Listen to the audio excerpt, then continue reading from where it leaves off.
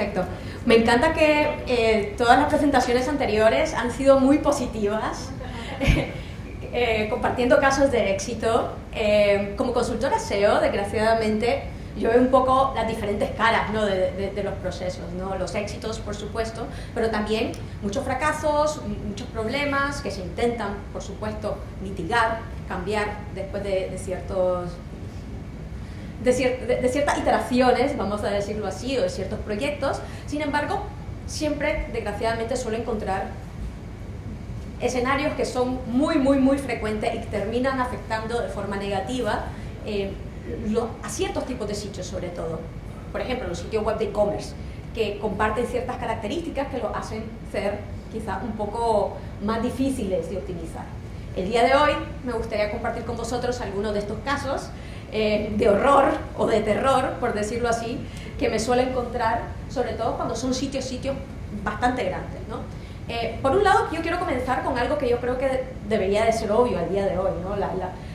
Con datos. Voy a compartir también la presentación después para que tengáis todos los datos y los recursos y herramientas que voy a estar compartiendo para que los podáis reutilizar. Y hay algo que está muy claro, ¿no? Que los sitios de e-commerce, independientemente que haya un poco de ralentización después de la pandemia, continúan en crecimiento a nivel internacional. La búsqueda orgánica, una de las mayores fuentes de tráfico. Yo trabajo con marcas muy potentes a nivel internacional y sí, muchísimo de ese tráfico orgánico viene por la marca, pero también hay mucho tráfico no marca, sobre todo con ciertos tipos de páginas y de la estructura del sitio web de e-commerce que vamos a ver en un momento, ¿no? Y el SEO se convierte aún en un canal más importante dentro de lo que cabe, o si cabe, porque la publicidad cada vez es más cara. Y esa es la realidad, ¿no? Si nos vamos sobre todo en ciertas categorías de e-commerce, hay una lucha, por decirlo así, en el coste, en el CPM o en el CPC, por ciertas palabras claves, por ciertos términos que son muy competitivos, ¿no? También, por otro lado, tenemos a Google como un player que se ha convertido en una plataforma, por decirlo así, que se intenta posicionar como una competencia de Amazon, ¿no? Como un marketplace cada vez más. No sé si eso lo habéis notado, si hacéis mucho e-commerce intentando aprovechar al máximo las search features de Google, que ahora mismo ya ni siquiera va a requerir o requiere los feeds del Merchant Center para mostrar el carrusel de productos o el knowledge o las inclusiones en el knowledge graph de los productos, ¿no? Donde no solamente incluye la marca como tal, sino también los sitios web que se integran al Merchant Center. Pero ahora también ha dicho que aunque no generamos feeds al Merchant Center, ya con el solo hecho de especificar las características de los productos con el mercado estructurado, con el esquema, siguiendo las buenas prácticas que ellos han especificado, con esto va a valer también, ¿no? Y está facilitando mucho la integración con Shopify, con WooCommerce, con plataformas de terceros.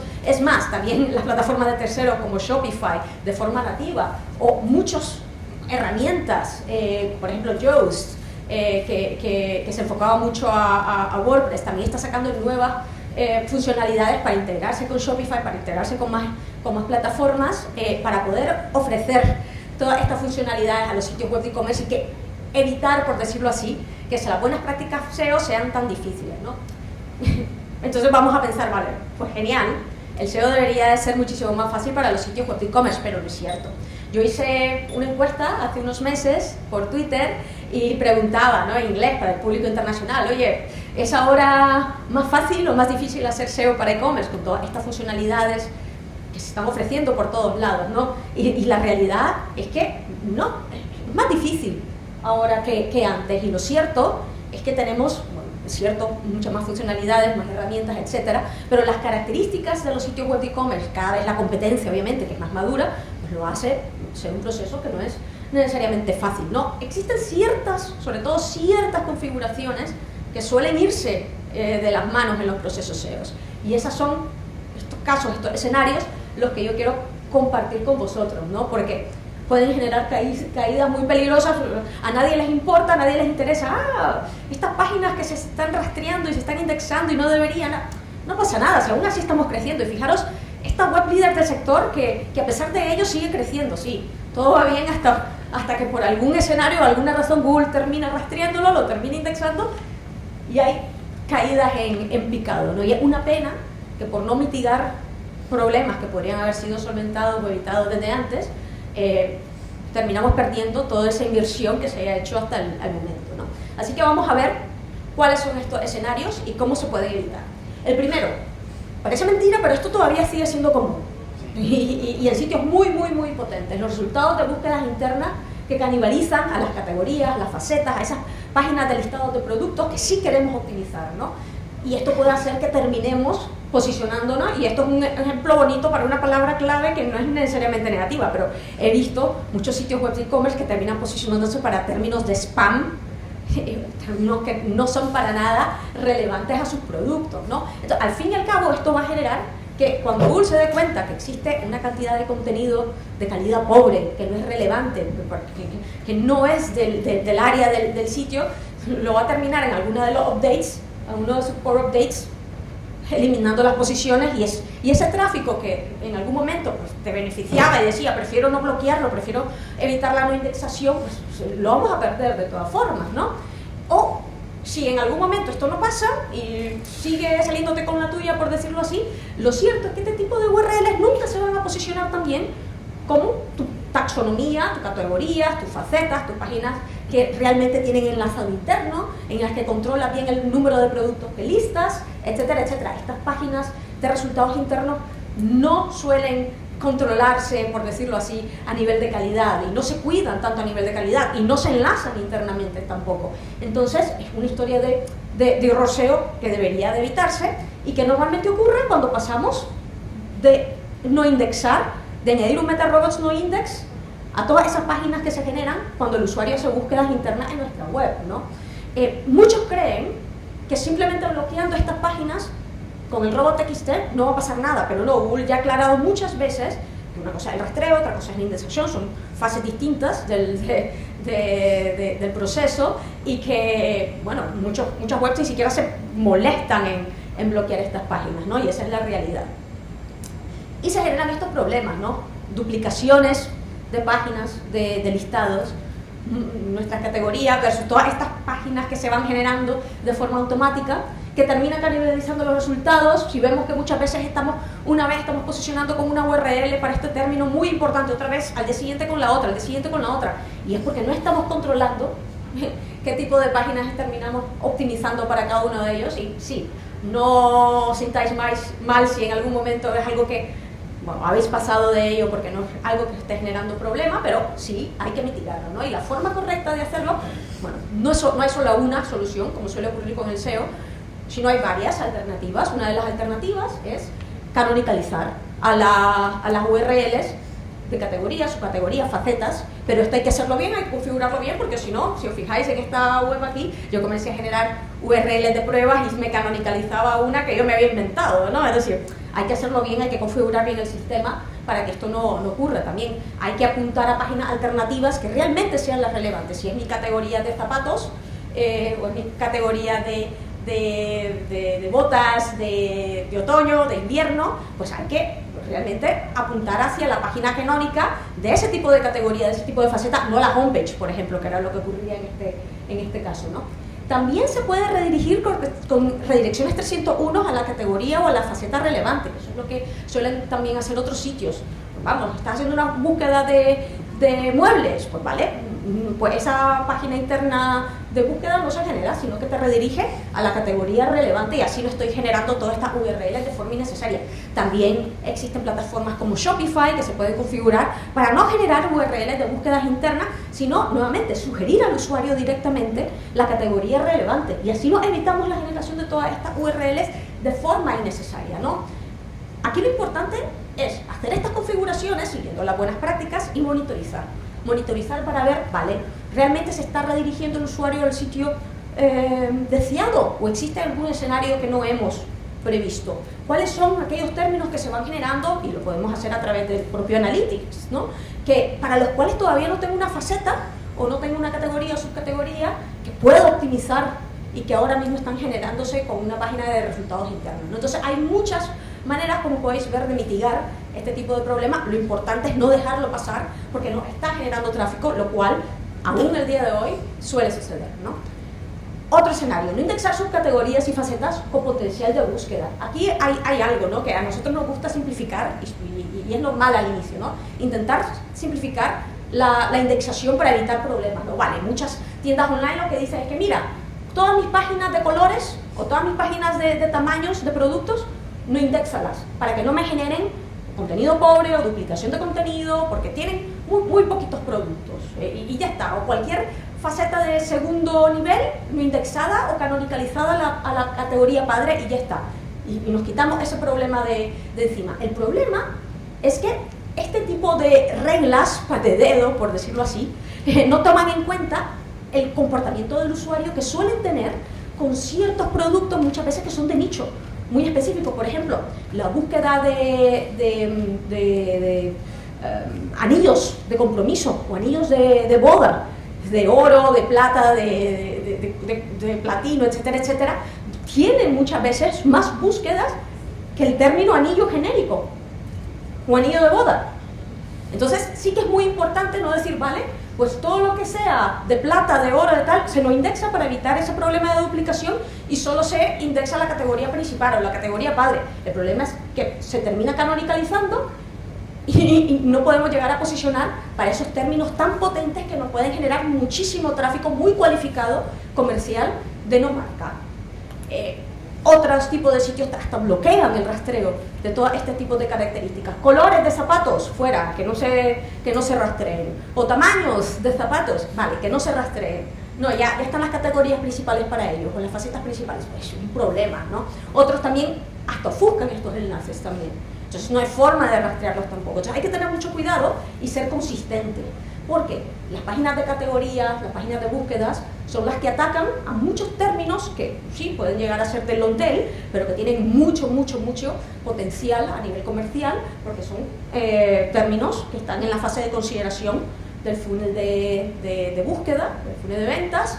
Y el problema es que si las categorías o las facetas no posicionan, las que se van a terminar posicionando son las páginas de productos, y lo van a hacer peor, y no van a ofrecer todas las alternativas de productos que en ese punto del Customer Journey el usuario debería de tener para valorar alternativas, ¿no? La conversión va a tender a ser peor. También estas páginas de productos, lo mismo, se van a estar canibalizando unas con otras y no se van a posicionar de forma constante y consistente. Y tenemos el otro extremo: si no se posicionan las páginas de productos, entonces va a ser la categoría padre, y la categoría padre se va a terminar posicionando peor porque no va a ser tan relevante, y por otro lado el usuario va a tener que hacer más clics para llegar al tipo de producto que ellos querían comprar.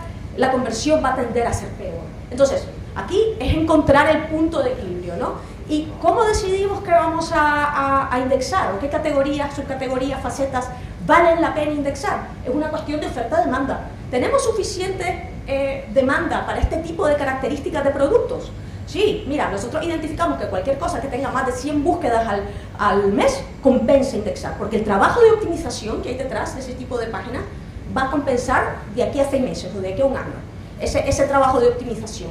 Y por otro lado, si hay suficiente oferta que podamos ofrecer en ese tipo de características. Tenemos más de 3 productos en Shopify, por ejemplo, o en sitios que por defecto te añade las colecciones o las categorías.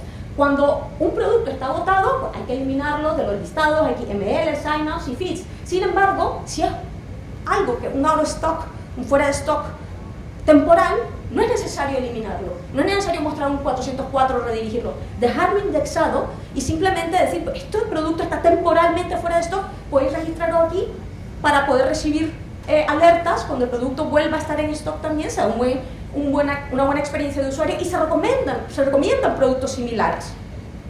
Lo que simplemente se va a hacer es no generar o no redirigir ahí al usuario por defecto, ¿no? Y que en las páginas de categorías padres pues se diga que ese producto está out of stock de forma temporal. Y si el producto está permanentemente fuera de estocaje, pues ahí sí, redirección 301 de la URL antigua a la nueva, se redirige al usuario, se redirige al bot, se evita enlazar, se elimina los XML signups también, y si no hay una nueva versión de ese producto, pues se hace lo mismo pero a la categoría padre, y se alerta al usuario de que mira, te hemos redirigido aquí para que tengas más ofertas porque el producto que estabas buscando ya no está en estocaje. Y lo que hay que evitar aquí son redirecciones 302 que no pasan la popularidad desde un punto de vista de posicionamiento, no mostrar errores 404 por si ha tenido tráfico o backlinks, etcétera, porque va a ser una mala experiencia de usuario aparte de un problema de rastreo, y cualquier enlace interno, búsqueda interna, XML sitemaps, etcétera, estas URLs que ya no están disponibles pues no deberían incluirse, ¿no? Aquí tenéis un flujograma que yo hice estableciendo todas estas reglas para que sea muy fácil implementarlo en vuestro CMS.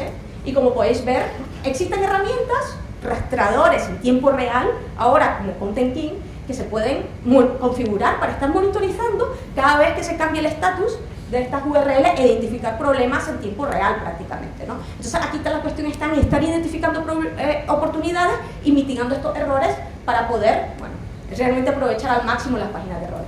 Y por último, ya para finalizar, esas páginas estacionales, hablando ahora mismo de Halloween, hablando de las fiestas que ya vienen, no cometáis el error, por favor, de cambiar la URL año con año. Eso es algo que aún al día de hoy lo veo. La campaña de Navidad, el Cyber Monday, el Black Friday, añadiendo las URLs, el año en las URLs y cambiando las URLs años con años. No, se lanza esa página, esa landing page y se deja ahí, porque año con año va a ir atrayendo enlaces y va a permitir posicionarse cada vez mejor para los términos objetivos. Hay que añadir el año, sí, pero en los títulos, en la metadescripción, en la información en sí de la página, pero no en las URLs para evitar tocarla, ¿no? Y si realmente se necesita tocar, pues entonces hay que hacer una redirección 301 de la antigua a la nueva. Y eso sí, cuando la campaña pues, no esté en su momento específico, ¿no? Lo que se puede hacer es reaprovechar esas páginas, hay que mantenerlas indexadas, pero refiriendo otras ofertas que estén en ese momento y que sean útiles para el usuario, ¿no? Así que siempre se puede aprovechar al máximo estas páginas. Se pueden ver como en algunos casos sitios web de e-commerce muy potentes ya va a tener hasta más de 10.000 enlaces apuntando hacia una URL y obviamente cuando las han cambiado las han redirigido. Así que sí que es importante aprovechar las fiestas y mitigar todos estos errores. Podéis haber visto que realmente no debería de ser muy complejo si nos coordinamos bien con otras áreas, con el desarrollo, con el diseño, con la optimización de contenido. Aquí lo importante es priorizar el SEO y permitir que el SEO se integre en todas estas actividades. Y si pensáis de que es mucho trabajo, pues cuando veáis los resultados vais a ver que no es así, sobre todo cuando son resultados de e-commerce con un efecto muchísimo más directo a nivel de errores, ¿no? Así que a optimizar, que es ahí donde está el dinero de la e-commerce. Muchísimas gracias. Muchas gracias, Valeria. Es una ponencia súper interesante y que, por ejemplo, a mí me gustaría poder verla en 1 hora, 2 horas tranquilamente para quedarte con todo, porque es muy interesante. Muchas gracias. ¿Hay alguna pregunta? Bueno, yo tengo una. Entre todos los problemas que has comentado, ¿alguno que destacarías o al que le darías más importancia si solo tienes tiempo para empezar con uno? Sí, yo diría mucho de la optimización de las páginas de categorías y subcategorías, que por defecto muchas veces ni siquiera nos fijamos porque lo hacemos en autopiloto, ¿no? Todo después de la faceta se lo indexa y ya está. No, hay que hacer una validación manual, desgraciadamente tiene que ser manual, para identificar que nos estamos dejando de lado y podemos estar muchas veces teniendo una faceta ya con miles de enlaces, con mucho contenido, con mucho potencial y simplemente porque le estamos canonicalizando en la página padre, nos estamos dejando miles o igual y millones a nivel de conversión ahí sentados, ¿no? Y estamos haciendo otras cosas y eso está ahí desapercibido. Entonces, una buena validación de las páginas de categoría, faceta, de su indexación y optimización, yo creo que es esencial. ¿Y esto es un trabajo que cualquiera que tenga un pequeño e-commerce puede hacer o que necesitaría antes consultar con un experto SEO para que le pueda orientar? Hombre, lo ideal es sí, siempre tener el apoyo de un experto, de una agencia, de un consultor in-house o externo, ¿no?